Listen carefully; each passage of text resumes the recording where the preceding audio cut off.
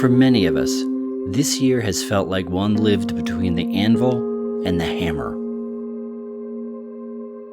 These weeks and months have reminded us the health and success of ourselves, our families, and our community often come down to personal actions close to home. This is the story of people working to help those less fortunate, what that help means to those who need it, and what you can do to help them both. My age is 63 and worked most of my life, so I get retirement money. I have a bad left leg, a bad shoulder, that industrial accident. I was doing welding and a piece of steel fell on me and I didn't want to go back to welding. So I basically became homeless at that point. Being homeless in the wintertime is hard because of the weather. It gets cold at night. And if it rains, you got to have something to keep you dry. It's not easy for anyone, especially a senior citizen. It gets harder. It doesn't get easier. My name is Wanda Johnson. I'm a family nurse practitioner. Here I am the primary provider on the mobile clinic.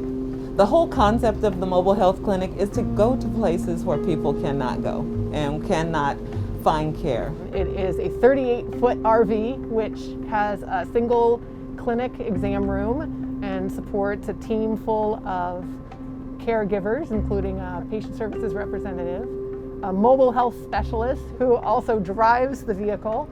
We have a nurse practitioner and also a medical assistant. The barriers to receiving health care in our system are just incredible for people experiencing homelessness. Everyone in our community theoretically has someone who can pay for health care for them. But the barrier, to getting care extends well beyond the payment issues. For some folks that we take care of, even sitting in a waiting room can be a pretty scary experience. People feel like maybe everyone's looking at them, maybe they haven't been able to take care of their hygiene in a while, experiences of being stigmatized or not being taken seriously, and those start to accumulate over time, and people don't want to add to those again. Well, it's dangerous when sometimes you have to sleep outside, It's dangerous. Strangers, period. You don't know what's going through a person's head. I worked 35 years, so I'm doing good. When I was born, 1949, this is a farming town, and you could leave your door unlocked. Nobody would bother you. It's crazy. People cannot get houses here. All kind of things go through my head. I have to worry about everything. Cops go through my head, and people trying to rob me while I'm in my sleep go through my head. From larger studies of groups of people that your likelihood of dying is about 3 or 4 times higher if you don't have a home versus having a home. It's as much as smoking or as much as sort of these other things that we really know impact people's health. One of the most important ways is just causing a lot of stress, in people's lives. And so it's really hard to solve any problem in your life if you don't have a home. So the ability to store food, for example, depends on a home. The ability to stay safe from violence depends on a home.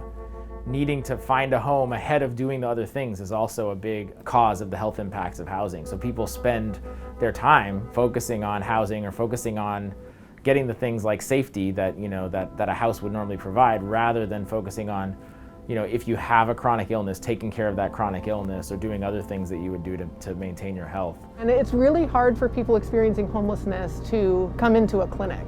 We have somebody here today who has all of their shopping carts with them and is very concerned about even leaving them in front of the van where they can't see them. Because it's going to get stolen, it's going to get ransacked. There's fear around their stuff being stolen, and it's all the stuff they own in the world. The small things that we take for granted in our regular lives are what people yearn for. A phone, or just having a toothbrush, or if they're on diuretics and you're telling them to take all of this medication, but they don't have anywhere to use the restroom, and then they get in trouble for using the restroom outside. And so the van is really meant to overcome a lot of that. To say we're here for you.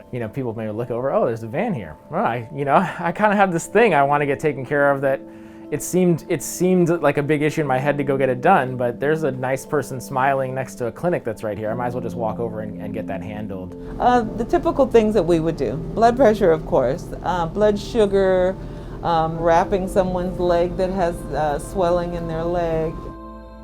The impact of COVID-19 on those without homes has been catastrophic. Most remain on deserted streets while social distancing measures have curtailed indoor services. Despite personal risk, including that of a new mother with a baby at home, the crew of the mobile health clinic has returned to the streets to give desperately needed care. My dad died of a heart attack and my mom died of cancer, so I checked myself. I came here to get my blood pressure because I have high blood pressure. They come to where you're at. I was able to get medication for my psoriasis, and I was able to get eyeglasses for my eye vision. Currently, I'm having a problem with my left leg, so this is why I'm here today, to have a doctor look at it. Charles is a young person who's living on the street, homeless, and he earns about $200 a month through recycling, and that's how he survives out in the world as a person experiencing homelessness. I sleep behind, like, not in front of stores. I sleep like behind like things. I sleep like in skate park bowls. Today I gave someone a waffle cushion because he'd been sleeping at a skateboard park and his bone was starting to, or his skin was starting to be affected. Young guy with a pressure ulcer, that's not something that we would want to walk away from here. Oh yeah, shout out to them giving me the waffle cushion. For you don't have to sleep on concrete with your face on it. I put my face on this now. Pretty cool. Awesome. And 10 out of 10 rating, and all thumbs up.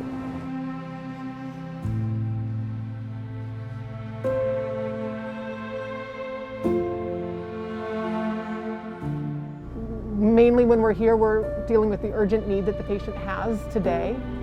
We'll help them to set up a primary care provider if they don't already have them. And in some cases, they have a primary care provider, and we're just helping them to make that appointment and reconnect. As a reminder to take care of themselves, a reminder that their health is important and that it matters to us, and hopefully inspire them to have it matter to them.